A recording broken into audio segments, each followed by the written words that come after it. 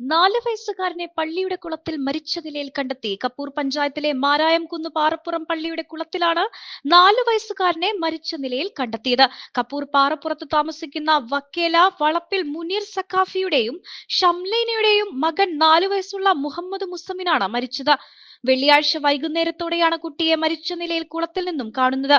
കുട്ടിയെ കാണാതായതിനെ തുടർന്ന് നടത്തിയ തിരച്ചിലിനൊടുവിൽ കുളത്തിനരികിൽ നിന്നും ധരിച്ചിരുന്ന ചെരുപ്പ് കണ്ടെത്തുകയായിരുന്നു. തുടർന്ന് നടത്തിയ തിരച്ചിലിനൊടുവിലാണ് വെള്ളത്തിനടിയിൽ നിന്നും കുട്ടിയെ കണ്ടെത്തിയത്.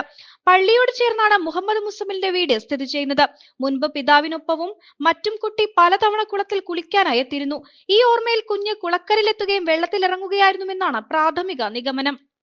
ഫാത്തിമ ലുബാബ, മുഹമ്മദ് മുജ്തബ, ആമിന എന്നിവർ സഹോദരങ്ങളാണ്.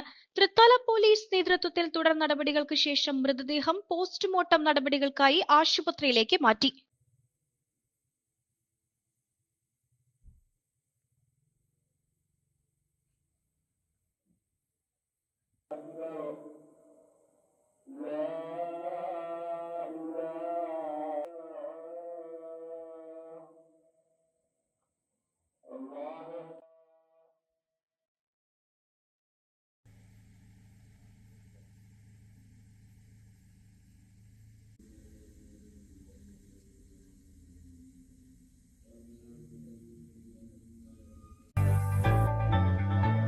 മൂന്ന് പതിറ്റാണ്ടുകളുടെ പ്രവർത്തന പാരമ്പര്യവുമായി നിങ്ങളുടെ സ്വപ്ന ഭവനങ്ങൾക്ക് നിറച്ചാർത്ത് നൽകി Koottanad Shameer traders, Asian paints, Jordan, national paints തുടങ്ങി പ്രമുഖ കമ്പനികളുടെ ഉന്നത നിലവാരമുള്ള പെയിന്റുകൾ അത്യുഗ്രൻ വിലക്കുറവോടെ ഹോൾസെയിൽ റേറ്റിൽ ഷമീർ ട്രേഡേഴ്സിലൂടെ നിങ്ങൾക്കും സ്വന്തമാക്കാം.